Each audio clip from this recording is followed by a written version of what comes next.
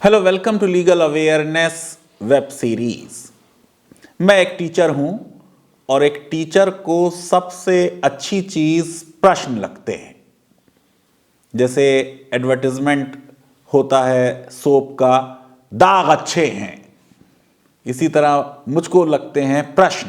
कंगना ने अपने Instagram account में एक लंबी पोस्ट लिखी है और कुछ प्रश्न पूछे हैं। अब जाहिर है कि मैं कोई इतिहासकार नहीं कि मैं कंगना के प्रश्नों का उत्तर दूं, लेकिन एक पर्सपेक्टिव कानून का और इस पर्सपेक्टिव संविधान का, जिनके बिना पे हो सकता है कंगना कुछ और प्रश्न पूछ पाए या कुछ जवाबात उनको मिल जाएं या कोई डाउट क्लैरिफाई हो जाए। मैं समझता हूं कि जिस तरीके से उसके खिलाफ जगह जगह लोग लिख रहे हैं, केसेस फाइल कर रहे हैं, यह सही चीज नहीं है। अगर कंगना के माइंड में कोई डाउट है या देश में कुछ और लोगों के माइंड में कोई डाउट है कि देश को स्वतंत्रता कब मिली, तो इंटेलेक्चुअल्स की और देश के नेताओं की यह ड्यूटी है कि वो उस डाउट को क्लैरिफाई करें। कंगना ने यह कहा कि दरअसल कौन सी जंग थी जो 1947 में लड़ी गई और जीती गई। वॉर ऑफ इंडिपेंडेंस कहा जाता है। 1857 की जो पहली जंग आजादी कहा गया, यह वीडी सावरकर ने कहा था, फर्स्ट वॉर ऑफ इंडिपेंडेंस, अपनी किताब को नाम दिया।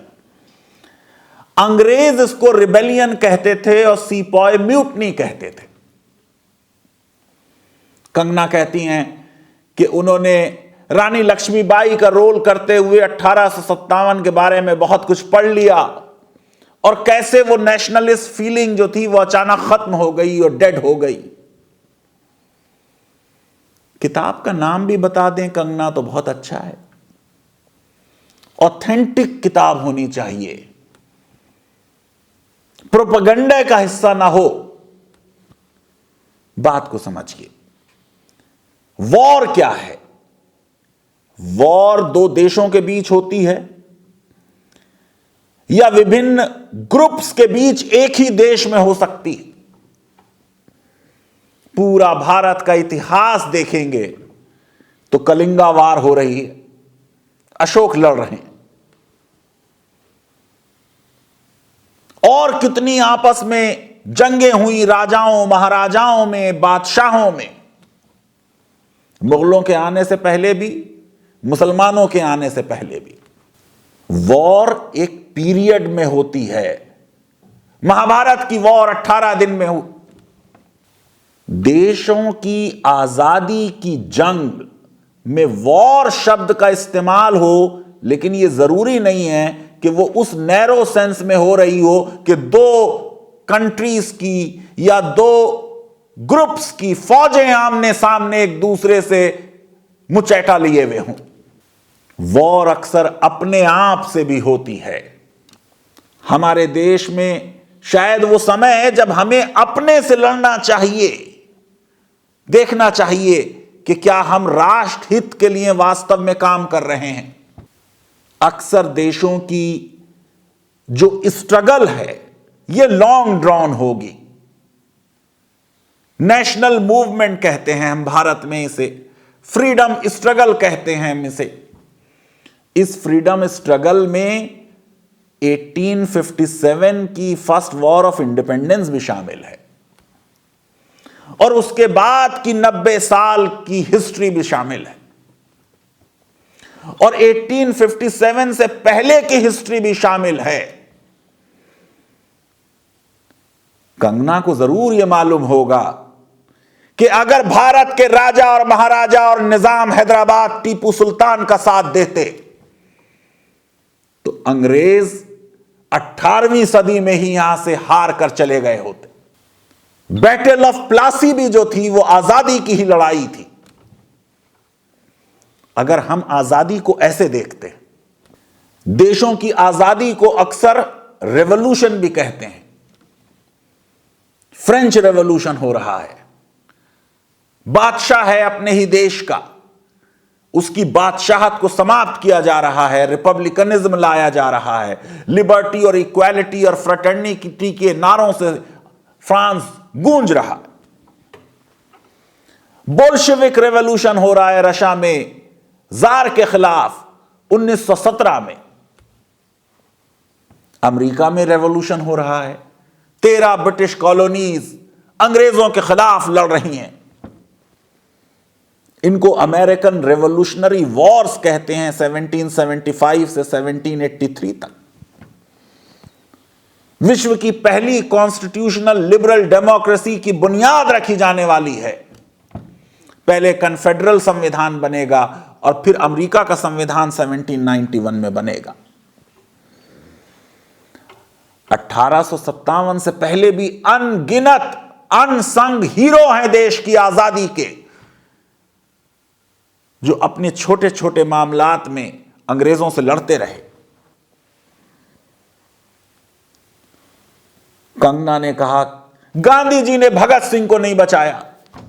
ये गांधी पर जो अटैक है, ये एक इंडिविजुअल पर नहीं, ये राष्ट्रपिता पर नहीं, ये अहिंसा के एक पुजारी पर, देश के नैतिक मूल्यों पर, वो जो भारत की रियल कॉन्शियसनेस है उसके ऊपर अटैक है। क्योंकि गांधी कोई एक शख्स नहीं है बल्कि एक आइडियोलॉजी है। गांधी से बैर और गोडसे से प्यार, ये आज जमाना आ चुका है। कंगना ने जरूर पढ़ा होगा और उन्हें जरूर मालूम होगा कि नेशनल मूवमेंट में दो तरह के लोग थे। दोनों राष्ट्रभक्त थे, दोनों के लिए देश सुप्रीम था, दोनों ने बलिदान दिए। एक नरम दल कहलाए मॉडरेट्स और एक गरम दल कहलाए एक्सट्रीमिस्ट। एक दल का विचार था कि हमें लड़कर ले लेनी है आजादी, वॉयलेंस कर लेनी है। चंद्रशेखर आजाद, भगत सिंह, सुखदेव,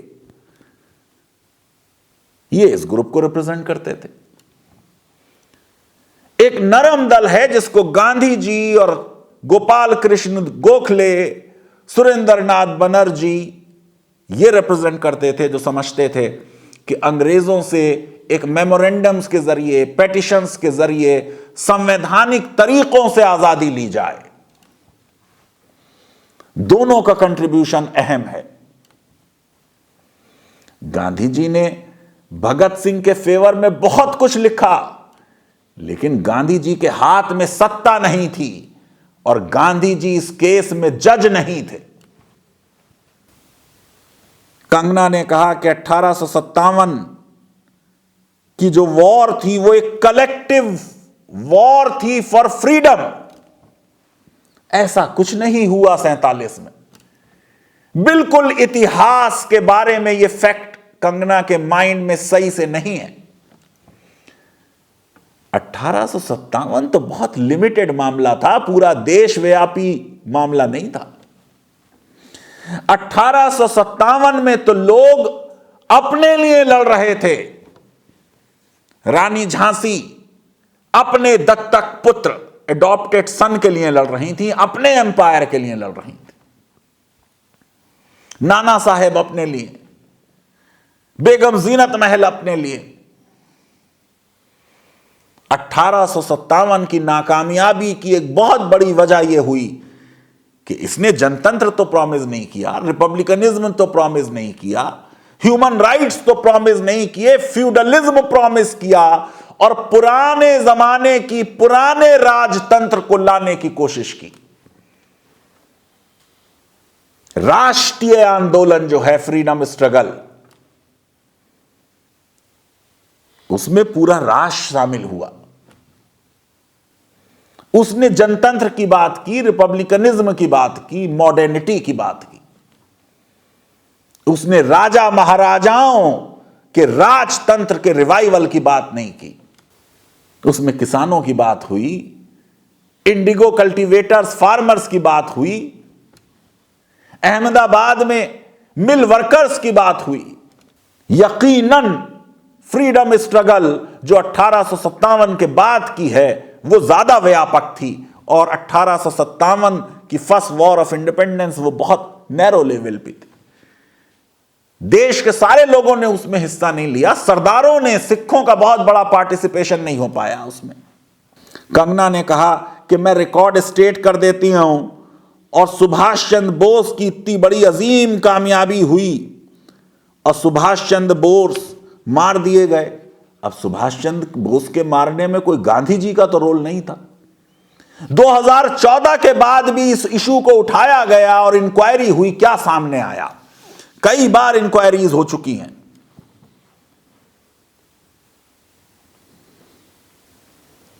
कंगना को समझना होगा कि 1857 का फेलियर यह था कि अब तक तो ईस्ट इंडिया कंपनी का कोई लिमिटेड रूल था भारत में। अब क्वीन विक्टोरिया देश की एम्प्रेस बन गई। चीजों को आउट ऑफ प्रोपोर्शन ग्लोरीफाई करने से मुसीबत हो जाती है। यह एकेडमिक्स है, इसमें बड़े नुआंसेस होते हैं।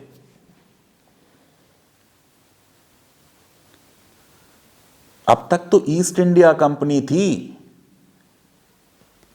अब तो क्वीन हमारे देश की महारानी बन गई। एक नजरिया यह हो सकता है कि यह बहुत बुरा हुआ, जो अब तक एक छोटे लेवल पे था बड़े लेवल पे हो गया। एक नजरिया यह हो सकता है कि यह फॉर्मलाइज हो गया, यह बेहतर हो गया। और जो क्वीन का चार्टर है उसमें जो धर्म की आजादी की बात की गई है, वो तो बड़ी पॉजिटिव चीज है। संवैधानिक एवोल्यूशन को समझने की जरूरत है। 1857 की बड़ी कामयाबी है कि उसके बाद से रिफॉर्म्स की एक स्लो और ग्रेजुअल प्रोसेस शुरू हुई, और उस प्रोसेस में देश के स्वतंत्रता संग्राम ने, इंडियन नेशनल कांग्रेस ने सबसे लीडिंग रोल अदा किया। कंगना कहती हैं कि राइट विंग जो था वो लड़ने के लिए तैयार था, ये भीख में आजादी क्यों ले ली? कहां था राइट विंग? किससे लड़ रहा था? लड़ रहा था या माफिया मांग रहा था? कहां थे 1982 के क्विट इंडिया मूवमेंट में? कंगना ने कहा कि सडन डेथ हो गई नेशनलिज्म की। डेथ नहीं हुई नेशनलिज्म की, बर्थ हो गई। अब तक फ्यूडलिज्म था, अब नेशनलिज्म आया। नेताजी को कांग्रेस का प्रेसिडेंट बनने में गांधी जी ने सपोर्ट नहीं किया, डिफरेंसेस हो गए। एक बहुत बड़ा दल था, एक आइडियोलॉजिकल बैटल थी। सुभाष चंद्र बोस उस तरह के मॉडरेट नहीं थे, कॉन्स्टिट्यूशनल मींस में उनका वो विश्वास नहीं था जो गांधी जी का और लोगों का था। और गांधी गलत भी हो सकते हैं। सुभाष चंद्र बोस के विरोध में कहा जा सकता है कि गांधी जी की शायद गलती थी। कंगना ने प्रश्न उठाया कि अगर यह आजादी थी तो फिर इसकी सेलिब्रेशन क्यों नहीं हुई? लोग एक दूसरे को मार क्यों रहे थे? बहुत अच्छा प्रश्न उठाया है, मैं मुबारकबाद देना चाहता हूं, क्योंकि लोग पागल हो गए थे, क्योंकि लोगों पर धर्म हावी हो गया था, क्योंकि राइट मुस्लिम विंग और राइट हिंदू विंग आपस में नफरतें पैदा कर रहे थे। हमें लेसन लेना चाहिए कि जो कुछ 1947 में हुआ वो अब ना हो, अब वो नफरतें ना पैदा की जाएं, लोगों को जोड़ा जाए, डिवाइड ना किया जाए, पोलराइज ना किया जाए। रिलीजियस फेनेटिज्म ने वो वायलेंस कराई, देश का बंटवारा हुआ, अनफॉर्चुनेट बंटवारा हुआ। कंगना ने बिल्कुल सही कहा कि अंग्रेजों ने भारत को लूटा। आरपी दत्त पूरी किताब लिख चुके हैं, दादा भाई नारोजी पूरी थ्योरी बना चुके हैं ड्रेन ऑफ वेल्थ की। लेकिन कंगना को यह भी कहना चाहिए कि मुगलों के जमाने में कोई ड्रेन ऑफ वेल्थ नहीं हुई। 1857 के इस लेसन को भी कंगना को समझना चाहिए कि सबने बहादुर शाह जफर को अपना नेता माना। कोई ये नहीं कह रहा था ये मुगल विदेशी हैं। बहादुर शाह जफर को अपना माना और अंग्रेजों को गैर जाना। अब बहादुर शाह जफर भी क्या कह रहे हैं? कैद कर लिए जा रहे हैं, रंगून भेज दिए गए, कह रहे हैं कितना है बदनसीब जफर, दफन के लिए 2 गज जमी भी ना मिली कुएं यार में। ब्लवेड है ये मातृभूमि, यहां 2 गज जमी ना मिलने का दर्द है बादशाह को। कंगना ने कहा कि 2014 में जो आजादी मिली उसका मतलब कॉन्शियसनेस दोबारा जागी, देश का कॉन्शियंस जो है वो फिर जाग उठा। इस सेंस में मैंने आजादी की बात की। एक मरी हुई संस्कृति थी। भारत के सिविलाइजेशन को 2014 तक यह कहना कि वो एक डेड सिविलाइजेशन था, यह तो हिंदुत्व से भी अलग है बात। हिंदुत्व की तो फिलॉसफी यह है कि भारत का जो राष्ट्र था और सिविलाइजेशन था वो मुगलों के दौरान भी और अंग्रेजों के दौरान भी और दिल्ली सल्तनत में भी बादशाह कोई हो, वो एक वाइब्रेंट सिविलाइजेशन था। देखिए जो मैंने इंटरव्यू किया राम माधव जी को, उन्होंने इसको एक्सप्लेन किया है अपनी किताब में भी और मेरे इंटरव्यू में भी। यह कहना कि 1947 के बाद भी भारत की संस्कृति और सिविलाइजेशन एक मरा हुआ चीज थी, यह तो देश का डेफिनेटली अपमान है और हमारे सिविलाइजेशन का अपमान है। क्या अडवाणी जी और वाजपेयी जी में कॉन्शियंस नहीं थी?